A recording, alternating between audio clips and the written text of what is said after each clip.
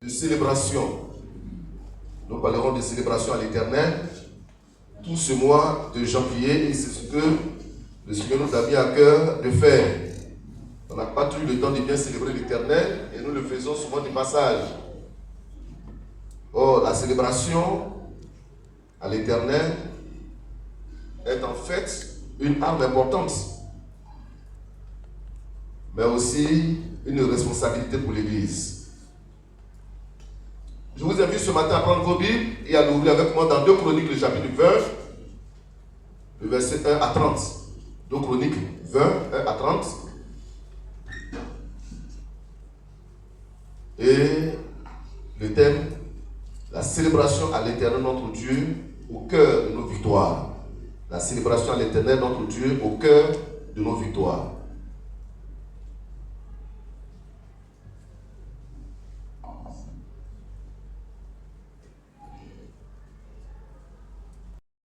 Jusqu'au chapitre 30, au verset 30.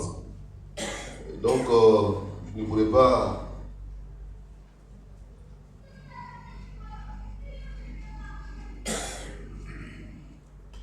Je vais lire 2 Chroniques.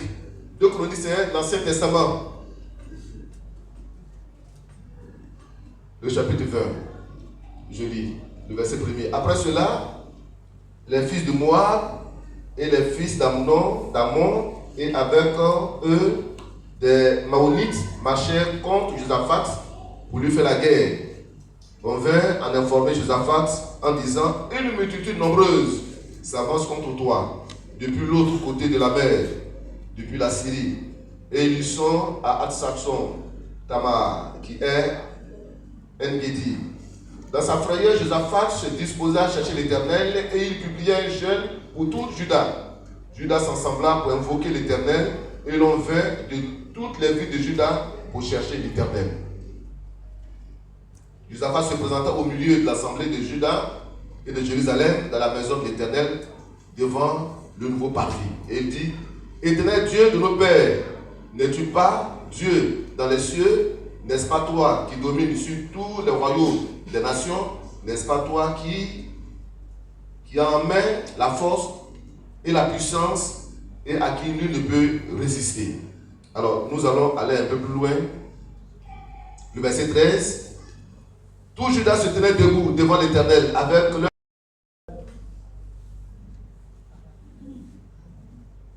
Tu n'auras point à combattre dans cette affaire. Présentez-vous, tenez-vous là, et vous verrez la délivrance que l'Éternel vous accordera. Juda et Jérusalem, ne craignez point et ne vous effrayez point. Demain, sortez à leur rencontre et l'Éternel sera avec vous. Josaphat s'inclina, le visage contre terre, et tout Juda et les habitants de Jérusalem tombèrent devant l'Éternel pour se prosterner en sa présence. Les Lévites, d'entre les fils de Kiatites, et d'autres, les fils de Corites, se levèrent pour célébrer d'une voix forte et haute l'Éternel, le Dieu d'Israël. Le lendemain, ils se mirent en marche de grand matin pour le désert de Koa. À leur départ, Josaphat se présenta et dit: écoutez-moi, Juda et habitants de Jérusalem, confiez-vous en l'Éternel, votre Dieu, et vous serez affermis. Confiez-vous en ses prophètes, et vous réussirez. Puis d'accord avec le peuple, il nomma des chantres qui, revêtus d'ornements sacrés et marchant devant l'armée, célébraient l'Éternel et disaient: louez l'Éternel, car sa miséricorde durera toujours. Le verset 22. Au moment où l'on commençait les chants et les louanges, l'Éternel plaça une embuscade contre les fils d'Ammon et de Moab et ceux de la montagne de Séhir qui étaient venus contre Juda, et ils furent battus. Les fils d'Ammon et de Moab se jetèrent sur les habitants de la montagne de Séhir pour les dévouer par interdit et les exterminer. Et quand ils en eurent fini avec les habitants de Séhir, ils s'aidèrent les uns les autres à se détruire. Lorsque Juda fut arrivé sur la hauteur d'où l'on aperçoit le désert, ils regardèrent du côté de la multitude, et voici, c'étaient les cadavres étendus à terre, et personne n'avait échappé. Amen. On va se lever. Pasteur David, à toi le roi éternel, à toi le roi immortel. On va ensemble chanter. Peuple de Dieu, tous ensemble. On s'est jeté. À toi le roi éternel. Alléluia. À toi le roi immortel. À toi le roi invisible. À toi que seul sage. À toi que seul sage. À toi le roi. À toi le roi éternel. À toi le roi immortel. Oh, à toi le roi invisible. À toi le seul sage. À toi le seul sage. À toi le roi.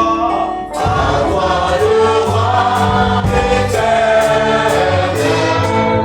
À toi le roi immortel. À toi le roi invisible. À toi le seul sage. À toi le seul sage. Oh, à toi le roi, à toi louange, et parole. À toi le roi, à toi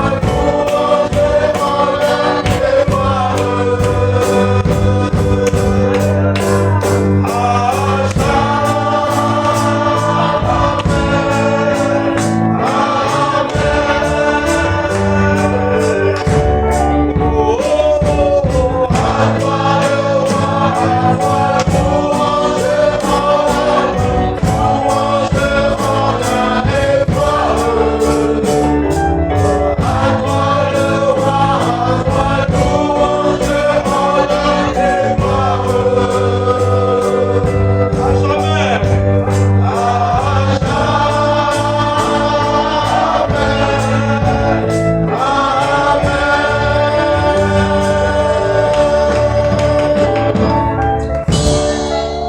Alléluia, alléluia. Nous te bénissons ce matin, Seigneur. Nous te rendons grâce. Merci parce que tu sièges sur le trône très élevé. Merci Jésus-Christ de Nazareth. Merci notre Dieu, notre roi. Toi le roi immortel. Tu es le roi invisible. Le seul Dieu sage. Nous te bénissons ce matin. Merci pour ton peuple. Merci pour chacun de nous. Merci pour la vie que tu nous donnes. Donne-nous, notre Dieu, davantage de tourner nos regards vers toi. De porter nos cœurs vers toi. Donne-nous d'être meilleurs. Donne-nous d'être meilleurs.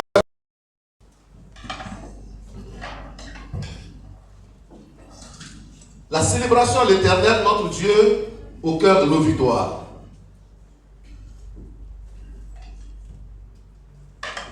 Nous avons trouvé bon de célébrer l'Éternel tout ce mois de janvier parce que cela est important pour nous. Peut-être que on pouvait déjà entrer en pleine bataille par toutes sortes de prières. Ces prières que nous avons souvent l'habitude de faire.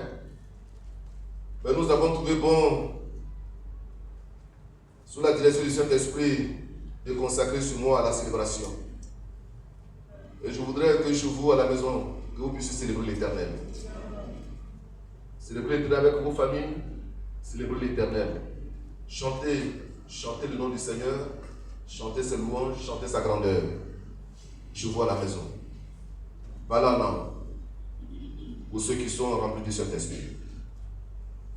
L'histoire que nous venons de lire se passe au temps du roi Josaphat. Josaphat a été roi du royaume du Sud.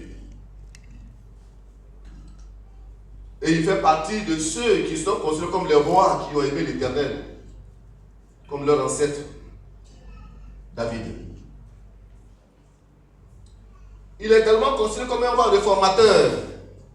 Il a contribué au relèvement spirituel du royaume de Juda, sur lequel il était établi. Son père était aussi considéré comme un bon roi. Et lorsqu'il monte au trône, sur le trône, il a engagé des réformes spirituelles. Et il a engagé aussi des réformes judiciaires. Et après tous ces différents événements, il est informé, sans doute par ses services secrets, que des ennemis viennent attaquer son royaume. Et c'est ce que nous voyons au verset 2. On dit, on va informer Josaphat en disant, une multitude nombreuse s'avance contre toi depuis l'autre côté de la mer, depuis la Syrie. Qu'a-t-il fait pour que les ennemis viennent l'attaquer? Et vous savez que les ennemis, ils viennent attaquer sans forcément qu'on les appelle. Donc les ennemis venaient pour l'attaquer. Et on dit une multitude nombreuse. Vous voyez? Une multitude nombreuse. Mais la multitude est déjà même en... Voilà. Une multitude nombreuse. Et ici, on parle d'une hyperbole pour montrer un effet d'excès, d'amplification et d'exagération. En fait, de créer un effet marquant. Une multitude nombreuse. Juste pour montrer la gravité de la situation.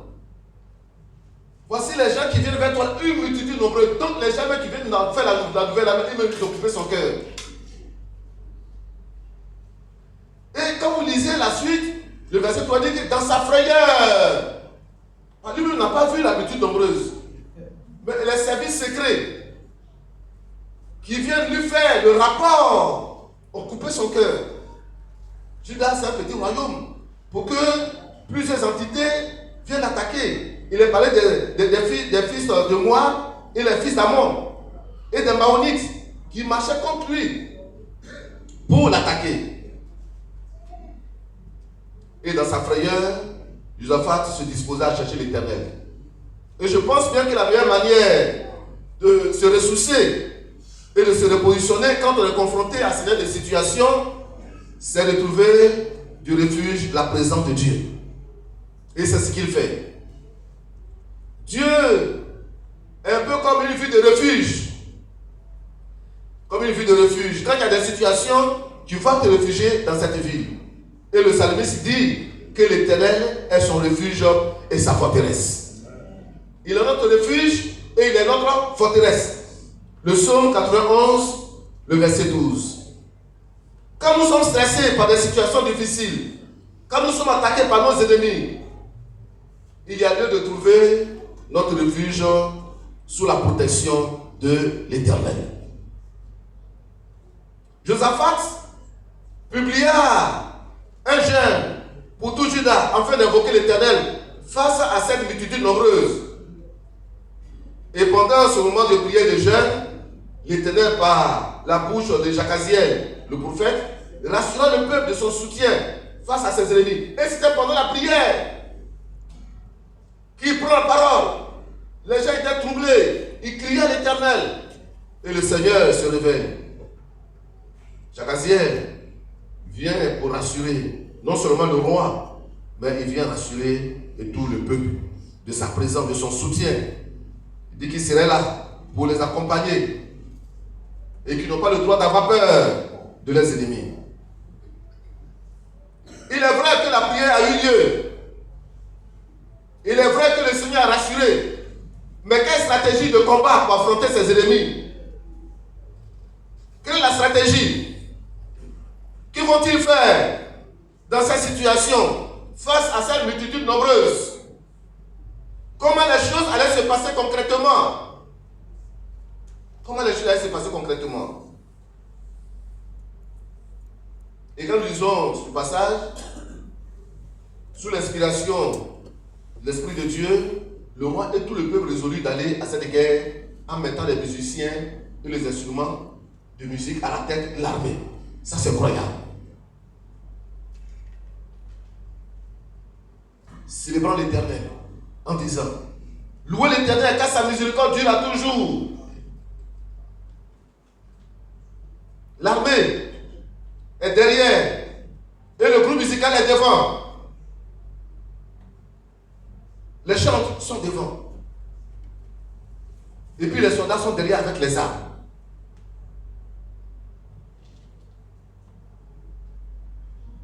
Ils ne vont pas dire, ah mais vous qui avez les armes là, c'est vous qui devez rester. Nous on n'a pas de bouclier. Nous on n'a pas de bouclier. Et c'est nous qui allons rester devant. Non, mais ils n'ont pas eu peur. Ils n'ont pas eu peur. Au lieu de bander les muscles et montrer la force de leur armée, le peuple s'est plutôt engagé à élever la grandeur et la puissance de Dieu dans cette bataille. Je rappelle que dans les temps anciens de l'Antiquité, la plupart de ces batailles qui avaient lieu, c'était la bataille, c'est la confrontation des dieux. Quand les gens viennent, ils viennent avec leur Dieu.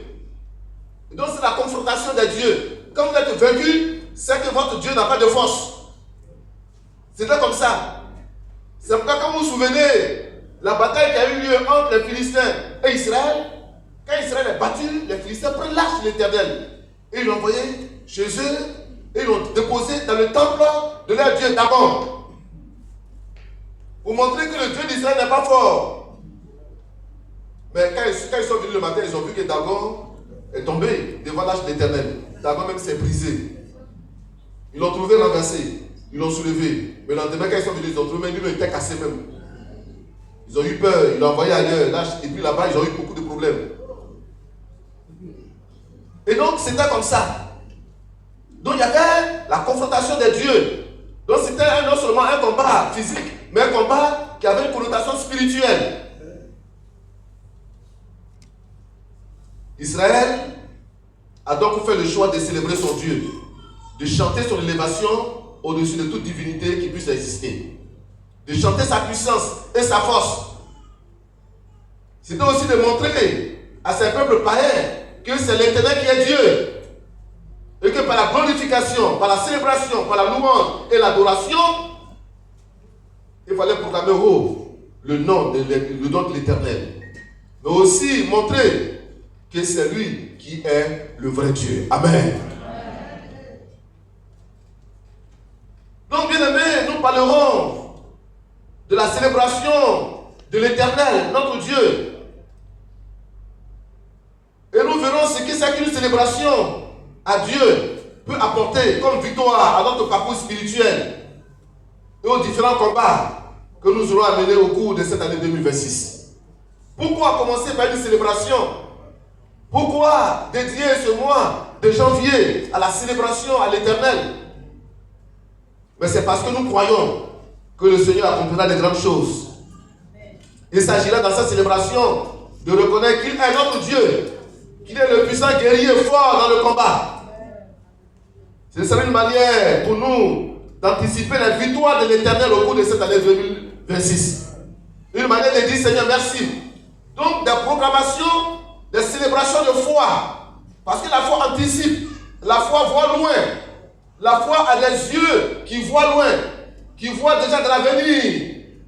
Parce que c'est l'Esprit de Dieu qui fait la révélation. Donc au vu des actions du Seigneur, au vu des victoires qui nous attendent, nous célébrons déjà cette victoire dans ce mois de janvier. Et nous le ferons de façon spéciale. Et par cette célébration, au-delà de cette célébration, il nous faudra repositionner Dieu au centre de nos vies. De réapprendre à connaître ce qu'il est. De renouer avec la responsabilité qui est la nôtre en tant que ses enfants. De lui céder toute la place qui est due en son rang. Parce que nous célébrons, mais notre célébration ne reflète pas trop la réalité qu'incarne notre Dieu. Et qu'au travers la célébration de son nom, nous voulons glorifier sa puissance, glorifier son amour, nous voulons glorifier sa souveraineté. Notre devoir ou responsabilité consiste à faire partie de cette armée spirituelle qui chante et loue l'Éternel comme les séraphins. On voit cela dans Isaïe le chapitre 6, le verset 2. Ainsi, bien aimés, frères et sœurs, en ces temps qui sont les derniers, et au vu de la manifestation visible de l'esprit de l'Antichrist, parce que l'esprit de l'Antichrist a pris forme aujourd'hui, et l'apostasie que nous connaissons, les gens font des déclarations, ils font des prédications fausses, et les gens aiment ça. Les gens viennent assister, ils applaudissent, ils sont heureux. Les gens abandonnent la foi, la sainte doctrine. Le diable est exalté, le fou est exalté. Et nous voulons, au vu de toutes ces réalités, magnifier notre Seigneur. Il faut gagner du terrain. Il faut crier à l'Éternel. Il faut crier qu'il est le Saint, qu'il est Saint, qu'il est l'Éternel des armées. Et nous voulons également dire que toute la terre est pleine de sa gloire. Que toute la terre est pleine de la gloire de Dieu. La louange élève la gloire de Dieu. Ainsi l'Église doit louer l'Éternel. Alléluia. Amen. Le psaume 22, 3 dit: tu sièges au milieu des louanges de ton peuple. Dieu siège au milieu des louanges de son peuple.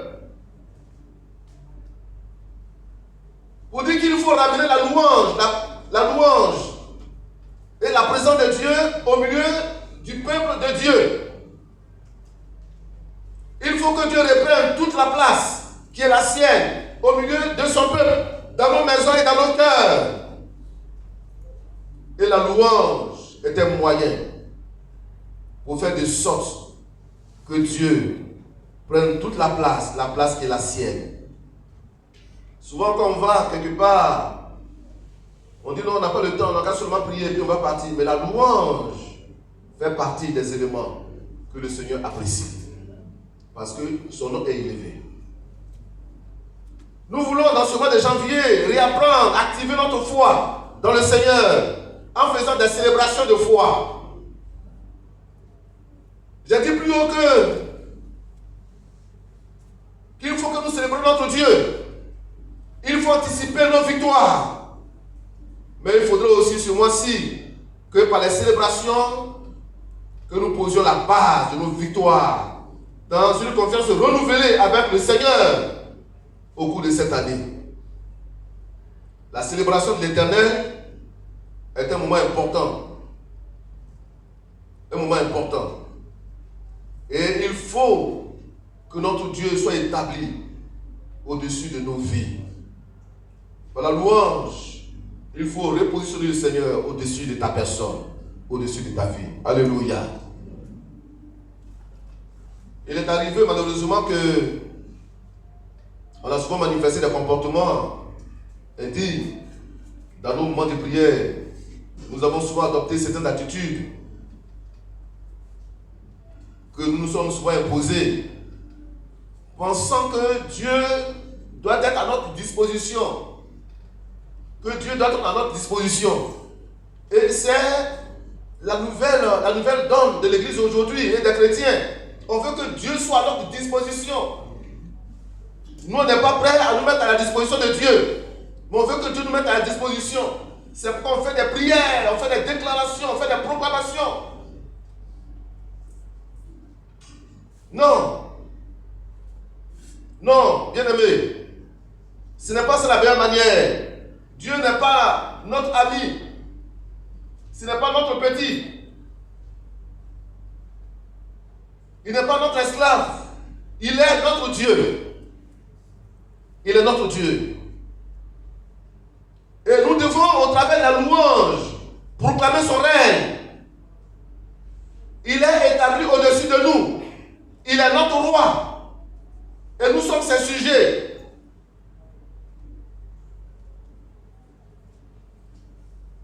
C'est justement parce que nous ne savons pas la responsabilité qui est la nôtre. Nous ne savons pas que l'Église a le devoir de célébrer son Dieu, de proclamer son règne partout, dans tout l'univers. L'Église doit pouvoir élever le nom du Seigneur. Chez toi à la maison, dans ton travail, le nom du Seigneur doit être élevé. Nous sommes sauvés pour nous mettre à sa disposition. Il nous a sauvés pour que nous soyons à sa disposition. Il nous a sauvés pour que nous soyons à sa disposition. Et par la louange, bien aimés, nous nous mettons également à la disposition de Dieu. Nous sommes l'Église, et l'Église est soumise à Christ, qui est son époux. Par conséquent, notre rôle est de travailler à honorer notre époux et notre roi, ou d'apporter notre adoration à ce Dieu qui est établi au-dessus de nous, à qui nous devons toute considération. Et la célébration est une des missions de l'Église. C'est la mission de chacun de nous. Donc n'attendons pas d'être heureux avant de célébrer l'Éternel. Non, non, non, non, non, parce que c'est ça. On est rassasié, on a bien mangé, on est rassasié, maintenant on vient célébrer l'Éternel. Il faut célébrer l'Éternel, en toute occasion favorable ou non. Il ne faut pas que la louange à Dieu soit au gré de nos humeurs. On est content aujourd'hui, on vient louer le Seigneur, on n'est pas content demain, on ne vient pas. Non, l'Église doit changer de manière de voir.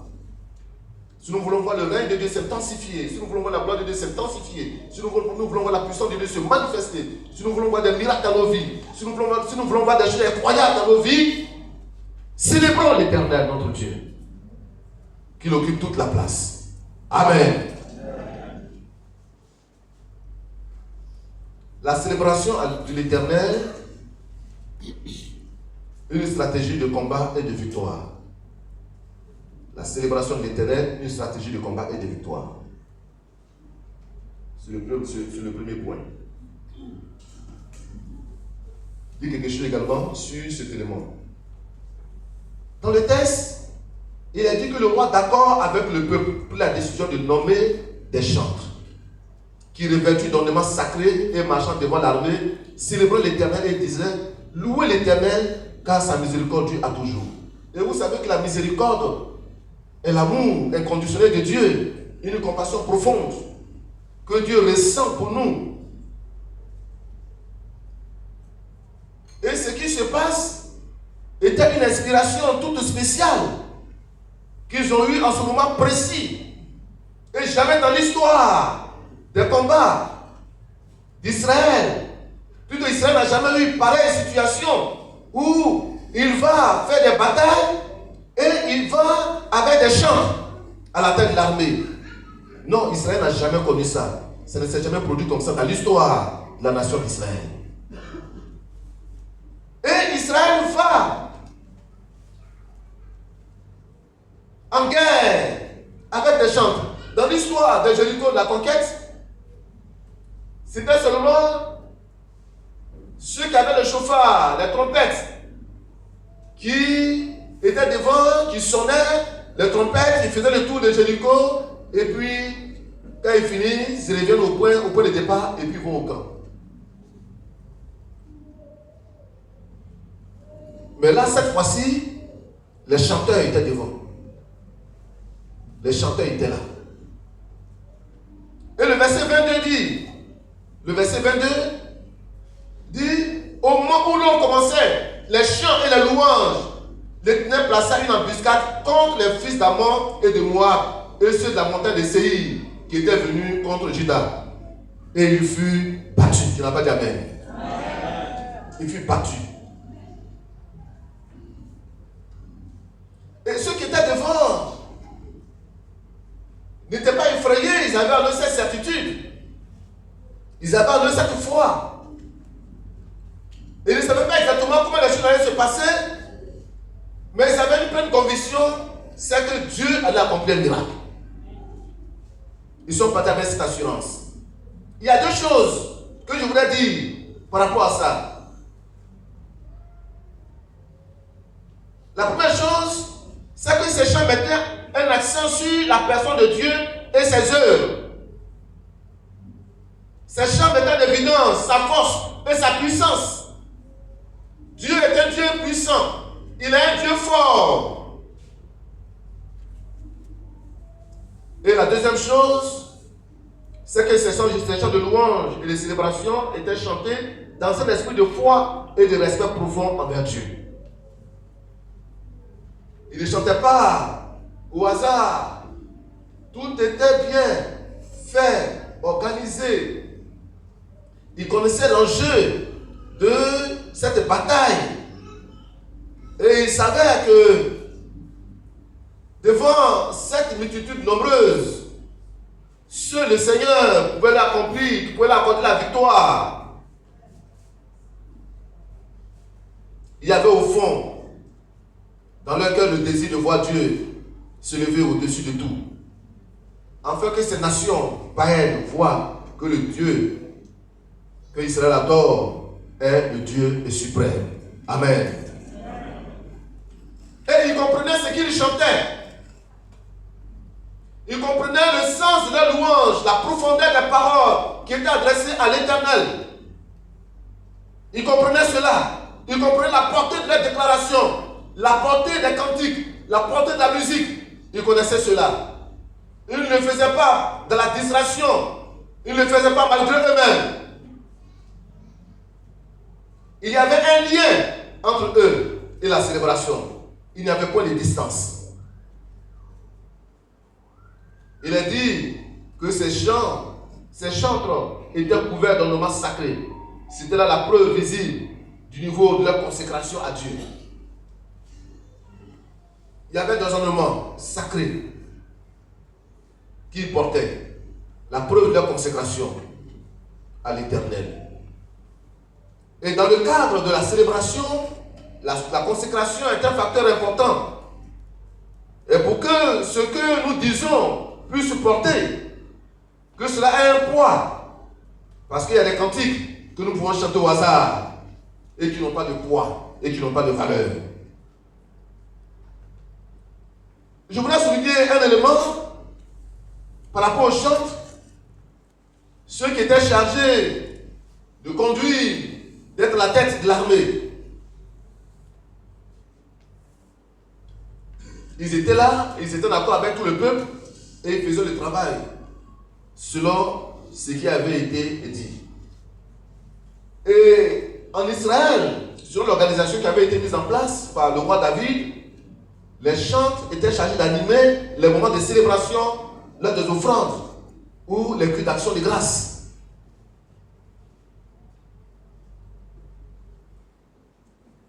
Nous, ce n'est pas ce que nous constatons aujourd'hui dans nos milieux. Nos chantres, ils ne chantent pas dans nos groupes musicaux. Ou bien du moins ceux qui s'appellent les chantres, ou qui se font appeler chantres, ils ne chantent pas dans nos groupes musicaux. Ils ne sont pas dedans. Non, ils sont trop au-dessus pour se mettre dans un groupe. Et c'est pourquoi ils n'ont pas une vie d'église, puisqu'on les invite un peu partout. Et ils cherchent l'argent. Mais ceux-là, ils ne cherchaient pas l'argent. C'est ça. Il y a un qui m'a appelé hier. Il dit qu'il veut venir présenter son album. Il dit non, pour le moment, on n'est pas prêt pour te recevoir. Il dit de rappeler en février. Il dit non, il faut attendre. Quand il serait prêt, moi, je vais t'appeler. Les chants tels que présentés étaient consacrés à l'Éternel et au culte. Ils n'agissaient pas en dehors. Ils n'agissaient pas en dehors. Donc les vrais chants, c'est ceux qui animent lors des cultes. Ce sont que les vrais chants. Les autres sont des chanteurs.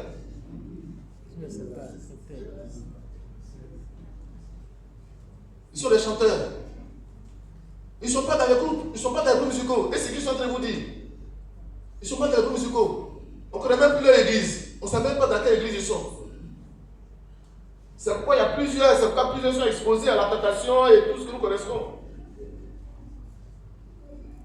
Il y a un qui a été invité pour aller animer une rencontre de jeunesse dans une ville. Quand il a fini de chanter, il allait à l'hôtel avec les femmes. Et le pasteur, la jeunesse et le jeune qui l'a invité, il va là-bas, il va à l'hôtel, et puis il est là-bas avec des femmes. Il dit, mais frère, qu'est-ce que tu fais? Il dit, non, mais je suis libre de disposer de ma vie ce que je veux. Tu m'as invité pour chanter, j'ai fini de chanter, donc le reste, ça ne t'intéresse plus.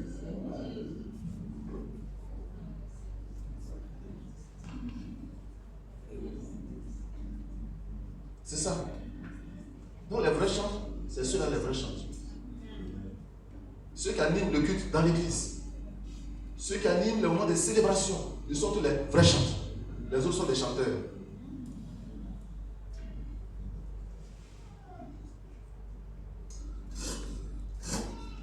Dans les chants, dans ce qu'ils chantent, ils disent de bonnes choses, bien sûr. Mais ils le font en dehors du cadre. C'est vrai qu'on chante souvent les chants. Mais nous, on le fait au milieu, dans l'église, de la présence de Dieu, de la célébration. Et il faut qu'il puisse s'intégrer. Tu es chanteur, mais il faut chanter au moins dans ton église, il faut chanter dans ton groupe musical. C'est ça qui chantait à Cocody. Après, elle s'est détachée calmement. Elle est partie, tout simplement parce qu'elle veut être libre. Elle était invitée en Europe, par-ci par-là, et alors qu'elle est lead vocale au sein de l'église, le pasteur n'est pas informé, et puis elle est partie. Donc le pasteur l'a appelé pour dire que non, mais il ne faut pas faire comme ça. Si tu es parti, au moins il faut me dire que tu t'en vas. Et puis c'est comme ça qu'elle a quitté l'église. Voilà. C'est vrai qu'elle chante. Elle chante, tout le monde est content, belle voix. Mais il faut que l'église sache ce qu'elle a à faire. On ne peut pas aller de façon dispersée. Et ces hommes, ces chants ne partaient pas de façon dispersée.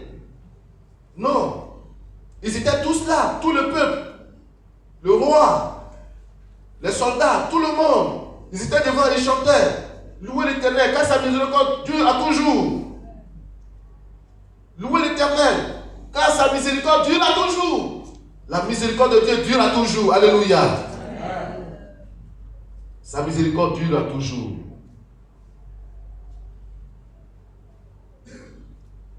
Le peuple a eu un temps de prière. Les prophètes ont annoncé la victoire. Et c'est fort de cette réalité qu'ils ont décidé d'aller. Et c'est vraiment une inspiration toute particulière. Et ils ont vu que la meilleure manière pour eux, c'était de chanter les hauts-faits de l'Éternel. La célébration qui impacte est celle qui est faite à travers une vie consacrée à Dieu, où le fruit d'une vie cédé à Dieu. Nous ne voulons pas faire semblant de chanter. Nous ne voulons pas faire semblant d'adorer, ni de louer. Notre objectif est de céder au travers de la louange ou de la célébration la totalité de notre vie et de toute l'année 2026 à l'Éternel. De céder nos vies, nos maisons à l'autorité de celui qui était, qui est et qui sera.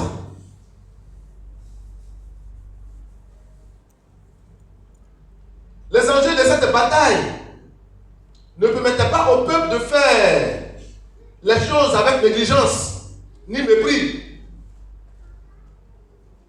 Je pense bien que les enjeux au cours de cette année ne nous permettaient pas d'entrer dans cette bataille avec négligence. Sinon, on risque de se faire broyer. Il faut s'engager avec le Seigneur, avec fidélité, être rationnel dans notre manière de faire, de célébrer, de le louer, de le prier, de le servir. Il faut le faire de façon rationnelle, sous la direction de son Esprit Saint. Et nous avions dit plus haut que Dieu siège dans la louange de son peuple. Et cette louange, bien aimé, déclenche la faveur de Dieu et fait descendre sa gloire. Les Juifs ne célébraient pas Dieu dans le désordre, mais en fonction de leur vécu, des expériences passées avec l'Éternel. Prenons la résolution de louer le Seigneur, alors que nous sommes face à un danger, est perçu dans le texte comme une arme redoutable. Et ces célébrations doivent être vues comme des invocations de la puissance de Dieu. Et nous voulons, au travers de la célébration, invoquer la puissance de Dieu. Nous avons besoin de puissance. Nous avons besoin de puissance. Nous avons besoin de voir de nouveaux dieux en action. Nous voulons voir Dieu en action dans nos vies. Nous voulons expérimenter sa puissance. Nous voulons expérimenter sa présence. Nous en avons tous besoin, bien-aimés. Je vais vers la fin. Dans le Nouveau Testament, nous avons une situation similaire. Actes des Apôtres, le chapitre 16, le verset 25. Il a dit que vers le milieu de la nuit, Paul et Silas priaient et chantaient la louange de Dieu. Et les prisonniers les attendaient. Tout à coup, il se fit un grand tremblement de terre, en sorte que les fondements de la prison furent ébranlés. Au même instant, toutes les portes s'ouvrirent et les liens de tous les prisonniers furent rompus. Ils chantaient, ils priaient et ils chantaient les louanges de Dieu dans la prison. Mais dans la prison, on les a frappés. Hein? Oh. On les a frappés. Nous, on dit l'expression que nous utilisons pour montrer que ça a été terrible. On dit qu'on les a bottés. Ils ont été bastonnés. Et les gens étaient violents. Les soldats sont toujours violents. Ils ont été bastonnés. Avec des fouets des Romains là. Et sur ces fouets, il y avait des plombs. Il y avait des plombs. C'était juste un bâton. Et puis, il y avait des fils. Mais les fils là, c'est pas n'importe quel fil. Hein. C'est des fils durs. Et à la tête de chaque fil, il y avait des plombs. D'autres mettaient souvent des hameçons. De sorte que quand ils mettent ça sur son dos, et quand ils tirent, ça te tire avec la chair. C'est tout ça que Jésus avait vécu. Et donc, ils ont été frappés. Et quand on te frappe avec ton habit, on enlève ton habit. Et on te frappe, on te lime sur ton dos, nu. Et 40 coups, tu meurs. C'est pourquoi quand on frappe les gens, on fait 40 coups moins 1. Donc ça fait combien? 39. Et c'est ce que Paul dit dans 2 Corinthiens. On les a frappés. Donc ils sont dans le sang, ils sont dans la douleur. Et puis, il est dit que vers le milieu de la nuit, ils ont commencé à sentir les choses. Paul et Silas priaient et chantaient les louanges de Dieu. Et les prisonniers les attendaient. Et puis, tout à coup, un tremblement de terre. Les fondements de la prison furent ébranlés. Et les portes s'ouvrirent. Les liens des prisonniers sont rompus. La force de la louange. Alléluia. Il y a une chose que je veux dire. Nous connaissons Paul et nous connaissons Silas. C'était des hommes de Dieu au sens plein du mot. Des personnes remplies du Saint-Esprit et qui agissaient dans la vision de la victoire du royaume de Dieu sur le royaume des ténèbres. Ils ont compris que la louange à Dieu était un moyen pour dérouter le système satanique qui était mis en place. Et je veux nous inviter ce matin en faisant des célébrations qui élèvent le nom de Dieu, des célébrations qui lui donnent toute sa place au sein de son église, dans nos maisons, dans nos foyers, dans nos cœurs. Il faut que nous célébrons l'Éternel. Peut-être que tu n'as pas la force de prier, il faut chanter un cantique. Il faut chanter un cantique. Un cantique à la gloire de Dieu. Il faut chanter un cantique. De tout ton cœur. Non pas un cantique de l'attestation, mais un cantique de tout ton cœur. Alléluia. Je veux terminer avec les noms de Dieu, sans trop commenter. Ces noms, la plupart des noms que nous connaissons ont été donnés par les Juifs. Dieu s'est présenté également sous certaines appellations. Mais les Juifs, les noms qu'ils donnent, c'est juste des expériences qu'ils ont vécues avec Dieu et des expériences de reconnaissance. Et au travers de ces noms qu'ils ont donnés à Dieu, que nous citons tous aujourd'hui, c'est la preuve pour eux de magnifier Dieu. C'est pour eux une manière de magnifier Dieu.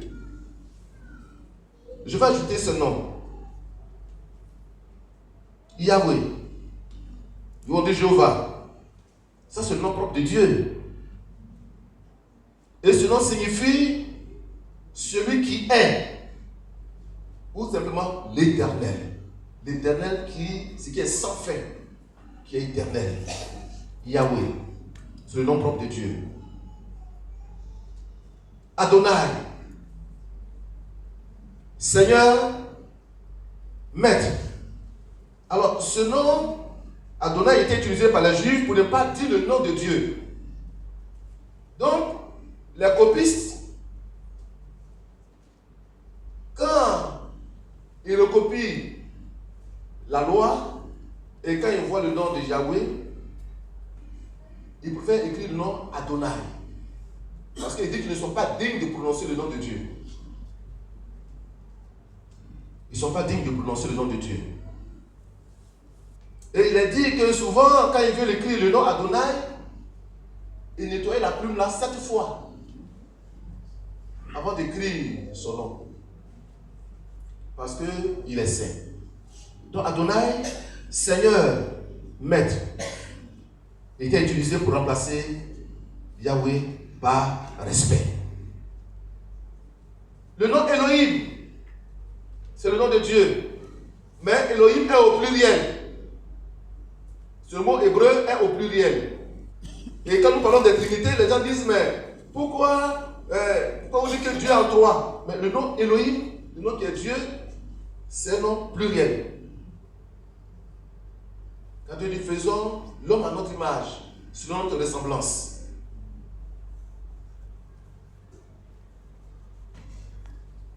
Qui exprime la majesté et la puissance de Dieu. C'est le Dieu créateur, le Dieu de la création. El Shaddai, Dieu tout-puissant, le soutien. El Elyon, le Dieu très haut. Le Dieu très haut. Alléluia. Yahweh Sabaoth, le Seigneur des armées. Le Seigneur des armées. El Olam, Dieu d'éternité. Il est le Dieu d'éternité. D'éternité en éternité. El Olam.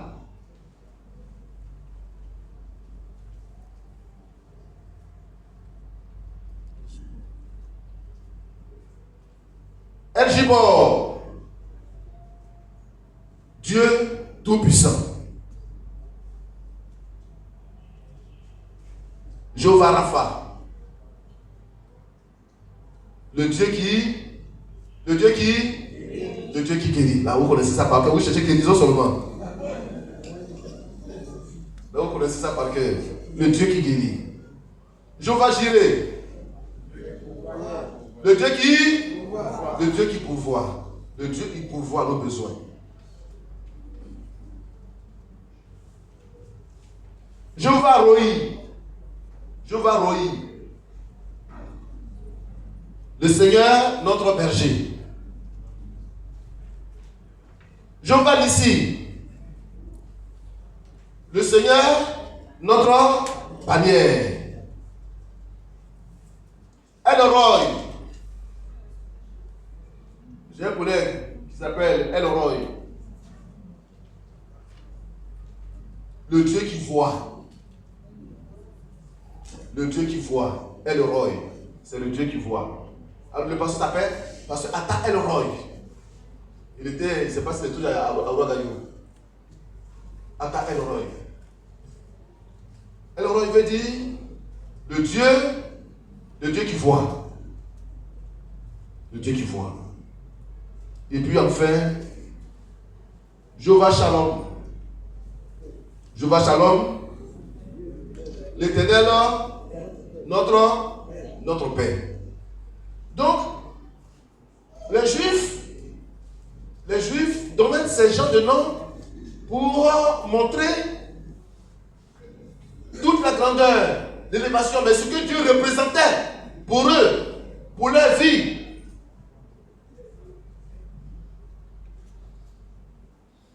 Quand ils sont dans leur bon jour, ils disent des choses incroyables.